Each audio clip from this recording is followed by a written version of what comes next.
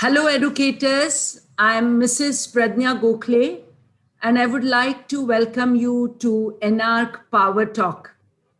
I'll be talking on teacher as a researcher on the online platform.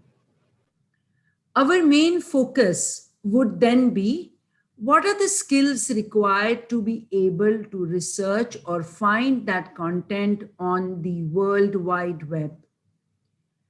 I, too, like most of you, am teaching mathematics to grade 9 and 10 online and have realized that when teachers have these skills, the technology facilitates learning instead of creating obstacles. With that confidence, we can relax and then focus on helping students learn. Eventually, this method translates into more valuable lessons.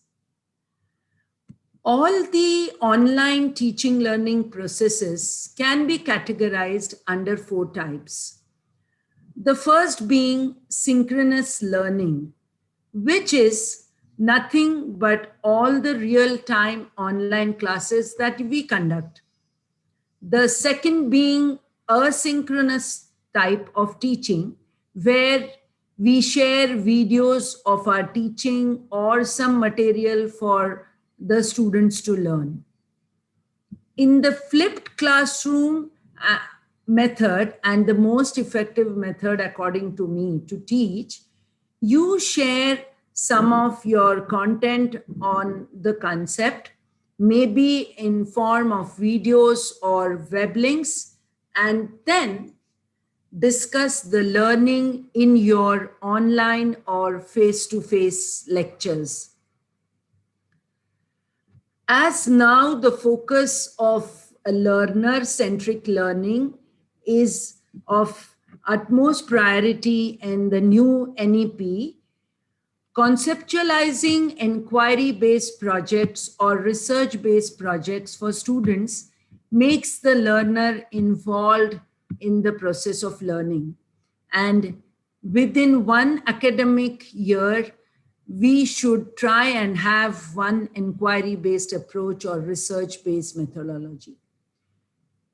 As all these approaches, there comes a necessity to search for the right kind of content which is online. And I'm sure you will all agree that most of us search on the content online, and the World Wide Web is like a huge ocean of knowledge, and it requires specific skills to dive down to find the right pearls of wisdom which are important for our lessons. So, very importantly, the first and foremost task for we like teachers, we need to focus on the learning outcomes of whatever we need to teach in the class. Say, for example, I am introducing integers and I want my learning outcome I have defined as the students will be able to identify the integers on the number line. Then they should be well defined, and therefore the lesson plan becomes the heart of learning. And I'm sure once we define the learning outcomes and our lessons are designed, we would all look out for interesting video contents as a teaching aid, or meaningful or engaging activities or lesson designs, plans. Formative assessments, effective online assessment strategies is yet another matter of concern. And also we are on lookout of how would students showcase their students' work online is another area where most teachers find it difficult to find solutions for. So for all these skills or pearls that we may call it, I have identified 5 skills I would call them research skills for these pearls of wisdom. Not exactly research skills, but the skills required to get all this content. So the first one, searching for videos online on YouTube being the most popular website, that is not very difficult. If one searches with right kind of keywords, there are ample and interesting videos on YouTube. My advice is do not finalize on the first video you hit on. Browse for around 3 to 4 videos, go through the entire content. Probably, if need be, that is what I too do, edit some of the content which is most relevant to your lesson design or learning outcome. And then if you need to download, that is what I do. I usually download the YouTube videos by using save the search by typing SS, those small letters in front of the Y on YouTube. And then follow the instructions. The MP4 format of the file gets downloaded. Of course, in a while, when I'm showing you different websites, I'll be showing you how to do it in practical design. One should know hyperlinking and how to hyperlink web links or video links, doc files to the reading material shared with our students. That becomes easy for students to understand with the relevant course material that you want them to read while they are browsing through their own content of the textbooks. Identifying different file types on the internet and then converting those file types needed for use in the classroom is also a skill. There are various forms, say .wav, what are those, or JPEG, or PNG files, or different formats of doc files. As a teacher, we should be aware of. There are lots of online converters available on the net. The free software, though, have their own, they have their own limitations. One can create podcast and share it with the students. Now, what are these podcasts? Podcasts are audio files created for downloading purpose. The students find it easy to relate with when the teaching is in the teacher's voice. So create videos and podcast and share it with your students.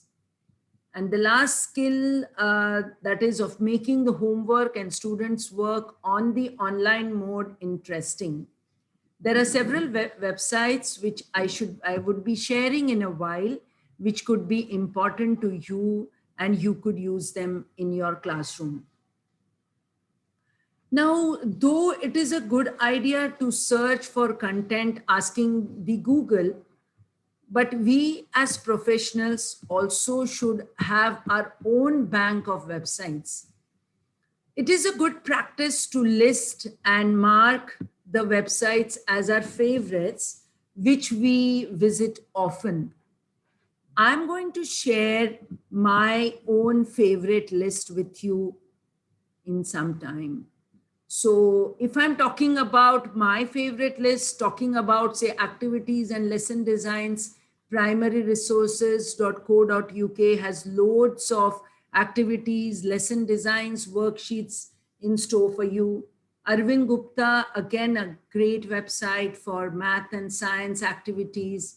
Teaching English, Future Learn, very good by British Council. Already lesson plans are made for intermediate, say, secondary and primary students. Now, as I was talking about using different websites for student showcasing, the Storybird, which I'll be showing. So Storybird is a very good way where students write and use the drawings to showcase their story. Draws is a Pictionary again. And the next two are great resources of British Council for Children. And the Flip Snack is students can make their journals on Flip Snack. This is some of my favorite list. And then I have my favorite list for assessments. The Armored Penguin is a good tool for making crossword puzzles as an assessment. The Kahoot, children love to have quizzes, and the Kahoot quiz, I think some of you must be already using them though. The Kahoot and the Mentimeter are excellent platforms for quizzes. And for downloading YouTube, for videos, as we talked about YouTube, Khan Academy has got excellent videos, and the Teacher Tube also has got videos for every subject. And this is a place where you also can share your own videos if you want them to. So when we are talking about this favorite, allow me, I will share with you some of the tips and tricks of how to do it. So like I was talking about, I hope you're able to see my YouTube link, which I had used once, of how to introduce integers. Say I have liked this video. Now I want to download. So the trick, what I do is, probably you would have some other measures. What I do is, in front of this YY, I just type SS, small s, and I say enter. The moment I say enter, just follow those instructions and you will be able to see MP4 format file which is there over this. And when you click it, you will be able to download the file that you want. This is one way of downloading. Then having talked about, and now suppose you like any website, this star mark over here, this allows you to mark it as your favorite. So bookmark this tab so that next time you need not remember this link per se. Now I was talking about primary resources. This is, of course, if you can see on the left, there are all these subjects which are listed. You can browse through any. These are miscellaneous sources. These are planning, assessment, worksheets, activity generators. So whole lots of things in store for you for your activity designs. Talking about how to engage students' work. Now, this is a picture book. Students can select their artwork to start drawing. If you can see, popular students have been adding, say Nidhi has added this, you can have your own, and signing is absolutely free for trial. But of course, I have been using it a lot. Write a picture book, write a comic, write flash fiction. So loads of things for students to do, and students can share their files with you. Talking about videos, this is a good website. As I told you, Teacher Tube. If you can see, there are various subjects which you can browse and explore for yourself. So talking of what is in store for teachers, there's a lot in store, provided you use the right kind of tools and right kind of material for yourself. We require a lot of special skills to maneuver the internet. And also, it is, when we talk about blackboards, we are teachers most often use the blackboard in schools. But in online mode, the following are excellent whiteboard resources. We use a lot of Microsoft whiteboards or the Google Docs. I personally like the Whiteboard 5 because we are able to capture the students' work also. To engage students probably and make our presentations interesting, Powtoon or Animaker make our presentations very interesting and effective too. So you could explore any one of these which I felt interesting for you. Now, as I said, that we require a lot of these special skills, and I strongly believe that if we have to be lifelong learners, the following are some of the online professional courses for teachers. Some of them offer free certification, while some of them, the certifications are discounted, especially in COVID times. So grab the opportunity at the earliest. like the Coursera or Udemy. I have completed some courses recently, say Foundations of Teaching and Learning, and I've got the certificates for the same, which you can put it in your profiles.